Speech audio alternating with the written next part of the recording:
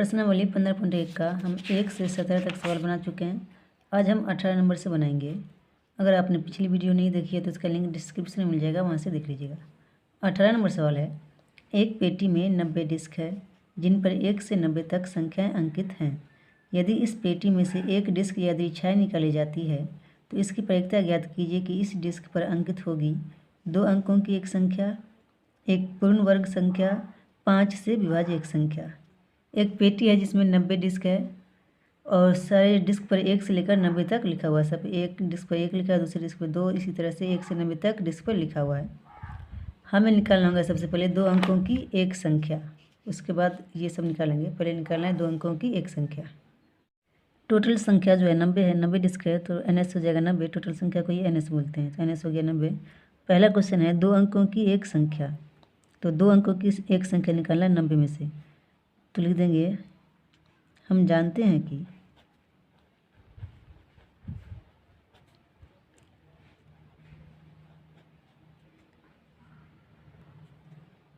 एक से 90 तक में 2 अंकों की संख्या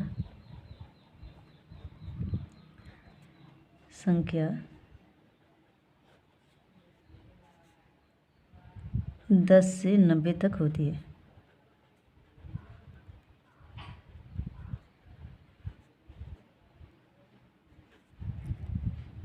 दो अंकों की संख्या एक और ये दो अंक हो गया, तो ये 2 अंक की संख्या शुरू होती है 10 से और 90 तक चाहिए, तो 10 से 90 तक हो गया 2 अंकों की संख्या। और 1 से 9 तक जो होती है वो 1 अंक की संख्या हो जाएगी। तो अब 90 में से हम 9 घटा देंगे तो पता चल जाएगा कि 2 अंकों की संख्या कितनी है 90 में। तो इसलिए 90 माइनस 9 बराबर 81। तो NE बराबर हो जाएगा 81। एक अंकों की संख्या सॉरी 2 अंकों की जो संख्या है वो 81 हो जाएगा 90 तक में, तो NE बराबर 81 हो गया। इसलिए इसका जो फार्मूला होता है वो फार्मूला लिख देंगे, PE बराबर NE/NS। NE है 81 और टोटल संख्या NS है 90। कटेगा तो काट देंगे, 9 के पारा से कट जाएगा, 9 9 81, 9 दाई 90, 9/10 हो जाएगा इसका आंसर। इसी का 2 नंबर सवाल है, एक पूर्ण वर्ग संख्या, तो 1 से 90 तक में जो पूर्ण वर्ग संख्या होगी वो लिख देंगे। तो लिख देंगे पूर्ण वर्ग संख्या बराबर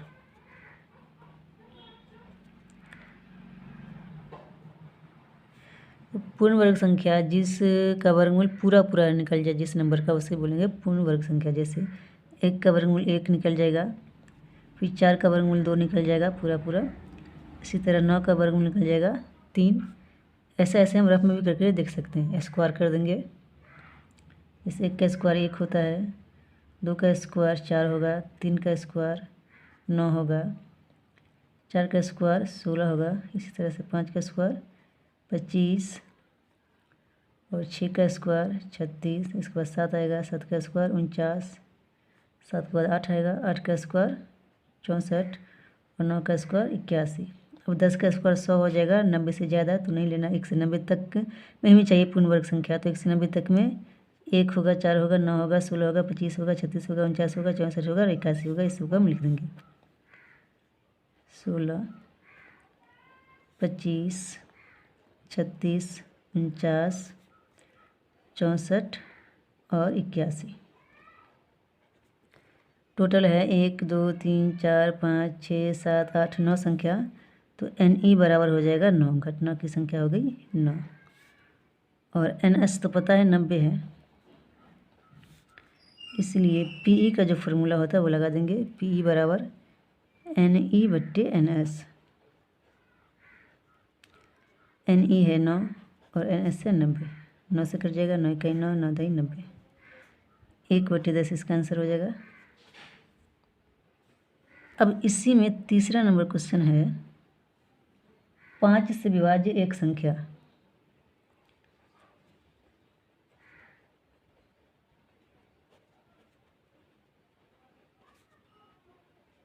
तो 1 से 90 तक में 5 से जो विभाजित होगा वो संख्या लिखेंगे।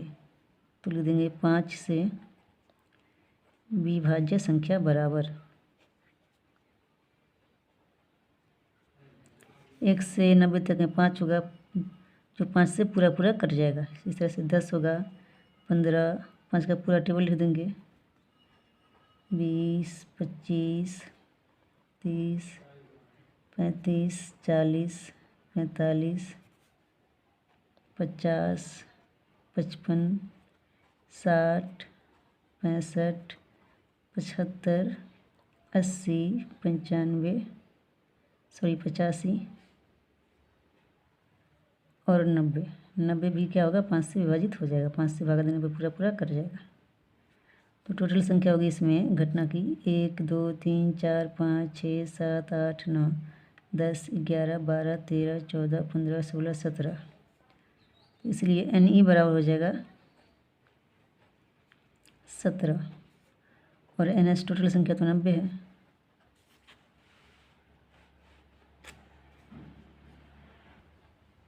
PE लिखेंगे, परिक्ता बराबर हो जाएगा सूत्र NE/NS। NE है 17 और NS है 90। 65 के बाद यहाँ पर 70 होता है, उसके बाद 75 होगा, तो NE जो है 18 हो जाएगा। 18 कहीं 18, 18 पंचे 90, 1/5 इसका आंसर हो जाएगा। 19 नंबर सवाल है, एक बच्चे के पास ऐसा पासा है जिसके फलकों पर निम्नलिखित अक्षर अंकित है। एक बच्चा, उसके पास एक पासा है जिस पर ABCDE और A लिखा हुआ है। इस पासे को एक बार फेंका जाता है, इसकी क्या प्रयोजन है कि A प्राप्त हो या फिर दूसरा नंबर क्वेश्चन है कि D प्राप्त हो। तो पहले ये सब जो लिखा हुआ है वो लिख देंगे हम। तो ये अपन देखेंगे कि टोटल कितनी संख्या है। 1, 2, 3, 4, 5, 6 है, तो NS 6 हो जाएगा। पहला क्वेश्चन कह रहा है कि A प्राप्त हो, तो NE बराबर हो जाएगा, जितना A है उतना, एक यहाँ 2 है, तो NE हो जाएगा 2, NS से टोटल 6। तो PE का फॉर्मूला जो होता है वो लगा देंगे, NE/NS। NE 2 है, NS 6 है, तो 2/6 हो जाएगा, 2 1 2, 2 3 6। इसका आंसर हो जाएगा 1/3। इसी में 2 नंबर सवाल है, D प्राप्त हो,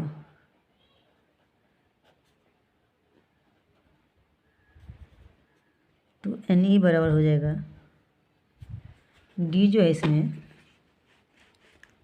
एक ही बार है, तो NE 1 हो जाएगा, और NS जो है वो टोटल संख्या जो है वो 6 है, इसलिए PE बराबर NE/NS होगा फॉर्मूला। NE है 1 और NS है 6, तो 1/6 इसका आंसर हो जाएगा। 20 नंबर सवाल है, मान लीजिए आप एक पासे को आकृति 15.6 में दर्शाए आयताकार क्षेत्र में यादृच्छिक रूप से गिराते हैं। इसमें एक पासा को हम फेंकते हैं। ये एक आकृति दी गई है जिसके अंदर हम एक पासा फेंकते हैं। इसकी क्या प्रयोजन है कि वह पासा 1 मीटर व्यास वाले वृत्त के अंदर गिरेगा। मीन्स आयत में एक पासा फेंकेंगे तो इसकी क्या प्रयोजन है कि इसके आयत के अंदर जो वृत्त है वो पासा इसके अंदर ही आकर गिरेगा। तो सबसे पहले ये फिगर हम बना लेंगे। इसमें आयत की लंबाई दी हुई है 3 मीटर और चौड़ाई है 2 मीटर, और ये जो वृत्त है इसका व्यास दिया हुआ है 1 मीटर। तो सबसे पहले हम लिख देंगे, चूँकि आयत की लंबाई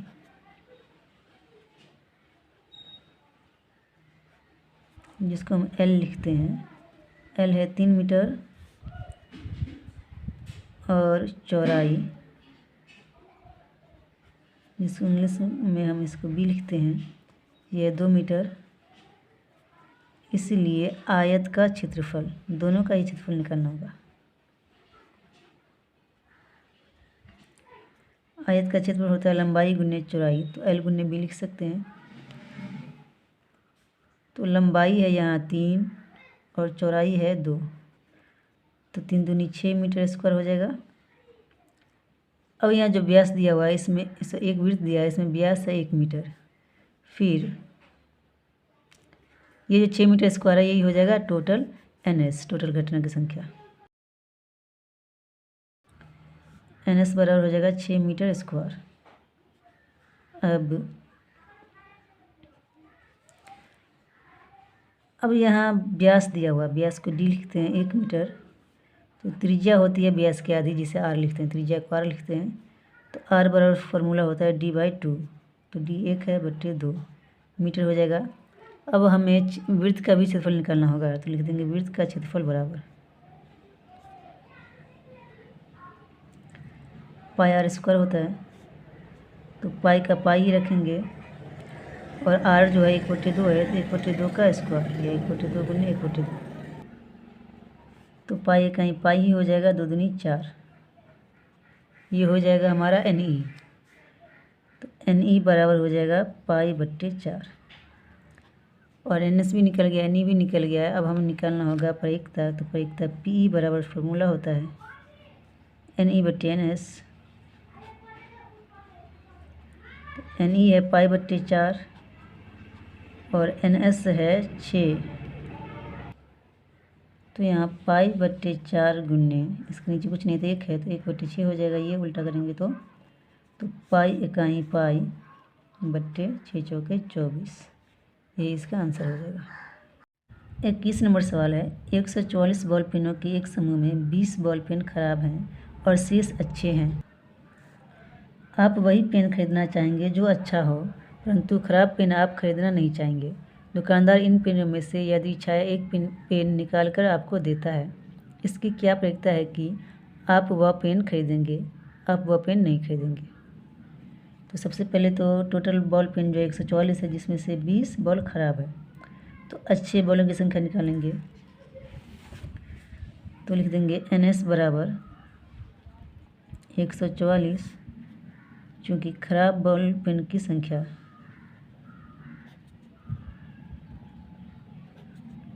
बॉल पेन बराबर 20, इसलिए अच्छे बॉल पेन बराबर 144 - 20, 124। 124 अच्छे बॉल पेन है। पहला क्वेश्चन है, आप वह पेन खरीदेंगे।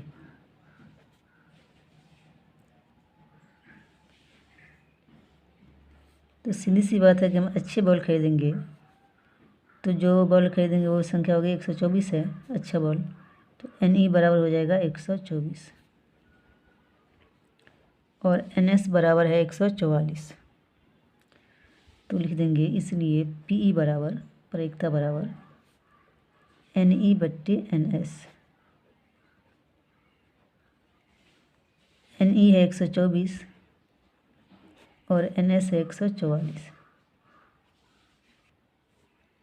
4 से कट जाएगा, 4 तिया 12, 4 इकाई 4, 4 तिया 12, 4 छक्के 24, 31/36। एक आंसर हो जाएगा। इसमें 2 नंबर सवाल है, आप वह पेन नहीं खरीदेंगे।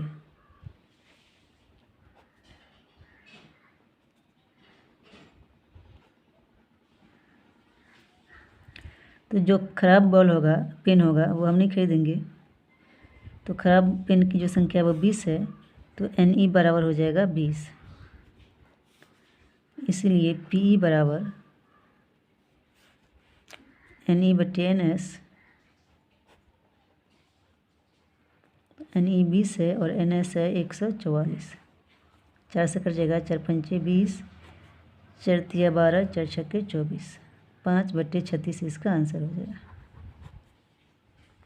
22 नंबर सवाल है, उदाहरण 13 को देखिए, निम्नलिखित सारणी को पूरा कीजिए। ये सारणी दी गई है, इसे पूरा करना उदाहरण 13 को देखकर।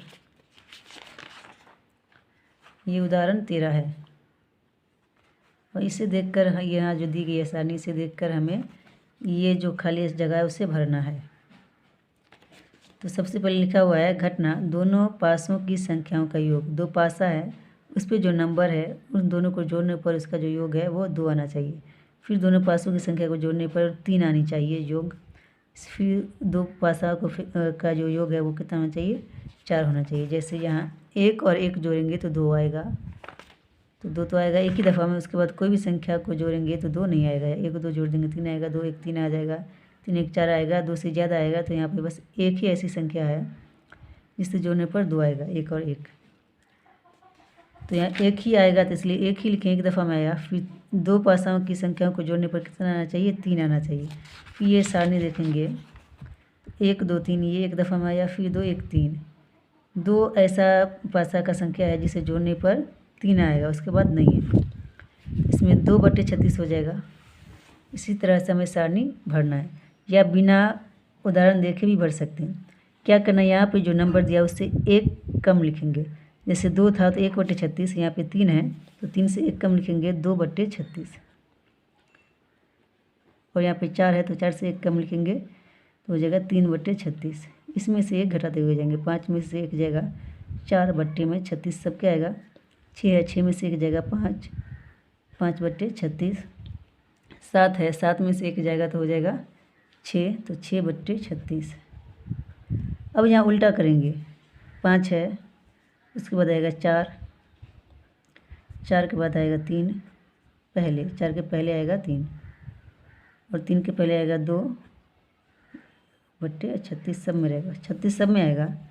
क्या करना है, 1 2 3 4 5 6 लिखना है, उसके बाद उल्टा चलना है। 6 के पहले 5, 5 के पहले 4, 4 के पहले 3, 3 के पहले 2, उसके पहले 1।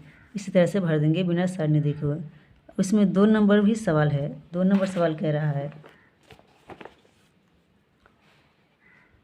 एक विद्यार्थी यह तर्क देता है कि यहाँ कुल 11 परिणाम 2 3 4 5 6 7 8 9 10 11 और 12 है। तो यहाँ तो है 2 से लेकर 12 तक, अतः प्रत्येक की परिकता 1/11 है। क्या आप इस तर्क से सहमत हैं? सबकी जो परिकता 1/11 है तो नहीं है, सबकी परिकता अलग अलग है, तो ये जो तर्क दिया है वो गलत है, तो लिख देंगे नहीं। 11 समसंभावी नहीं है।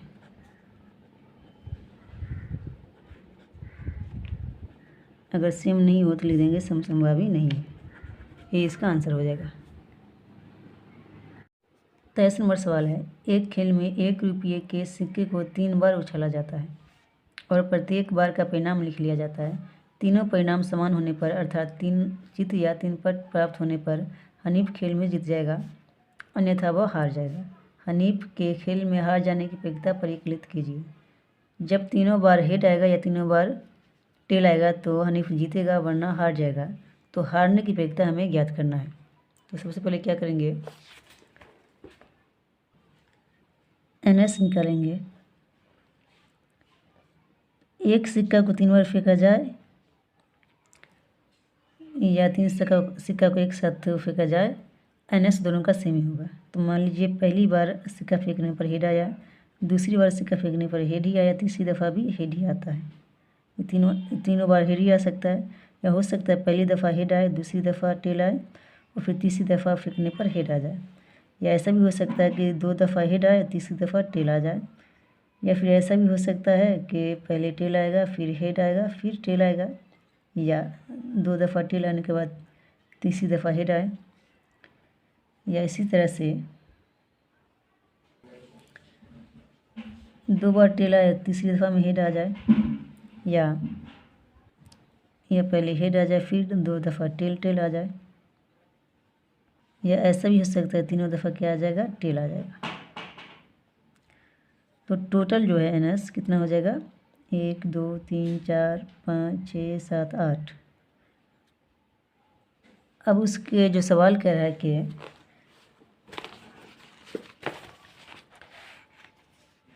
तीनों परिणाम समान होने पर, अर्थात 3 चित या 3 पट प्राप्त होने पर हनीफ खेल में जीत जाएगा, अन्यथा वो हार जाएगा। हनीफ के खेल में हार जाने की परिकता परिकलित कीजिए। तो हनीफ हारेगा कब,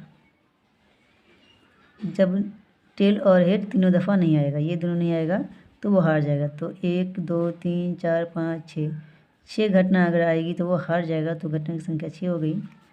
तो परिकता जो है हनीफ के हारने की परिकता निकालना है, तो लिख देंगे हनीफ के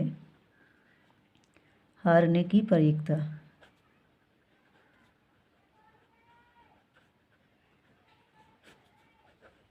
PE बराबर NE/NS।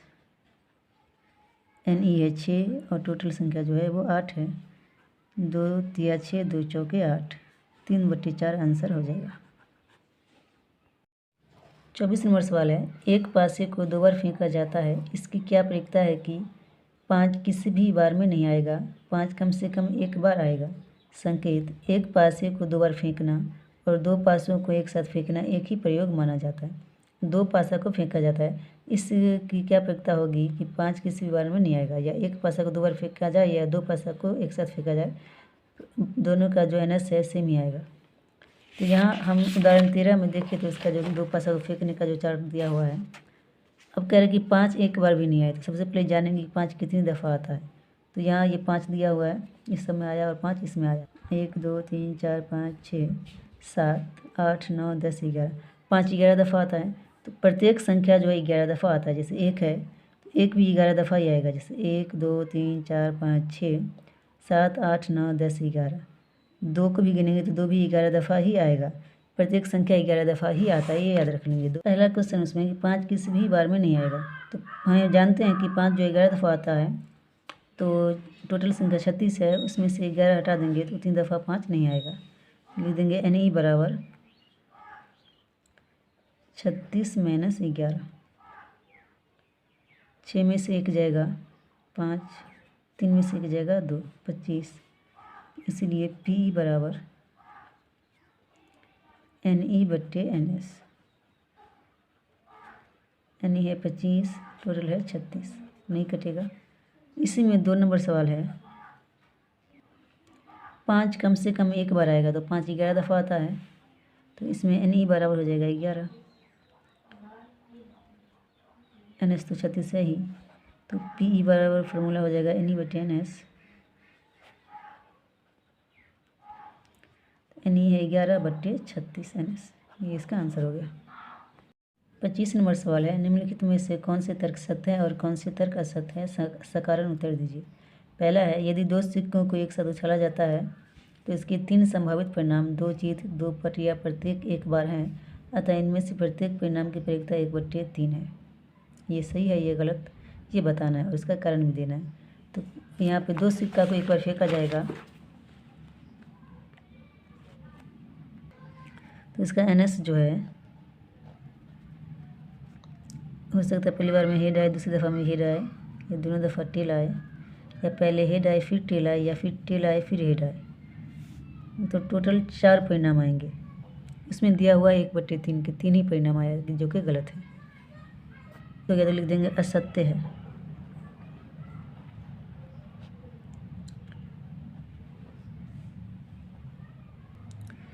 क्योंकि 2 सिक्कों को उछालने पर, हमें कारण भी बताना है, तो 2 सिक्कों को उछालने पर 4 परिणाम आएंगे।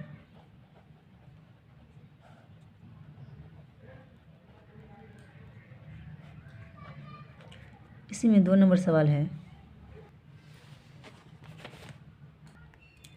यदि एक पासे को फेंका जाता है तो इसके 2 संभावित परिणाम एक विषम संख्या या एक सम संख्या आता है। एक विषम संख्या ज्ञात करने की प्रयोक्ता 1/2 होगी। एक पासा को फेंकेंगे जिसमें एक विषम संख्या की प्रयोक्ता 1/2 होगी, ये देख लेते हैं। तो जब एक पासा को फेंकेंगे तो उसमें नंबर जो है 1 से 6 तक आएगा। 1 आएगा, 2 आएगा, 3 आएगा, 4 आएगा, 5 आएगा और 6 आएगा। अब विषम संख्या कितनी आएगी? 1 विषम संख्या है, 3 विषम संख्या है और 5 जो है विषम संख्या है।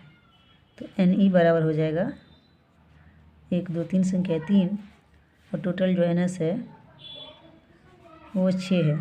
तो PE बराबर लिख देंगे NE/NS। NE है 3 और NS है 6, 3/6, 3 1 3, 3 6, 1/2 आंसर सेम है। तो आंसर निकालने के बाद लिख देंगे सत्य है।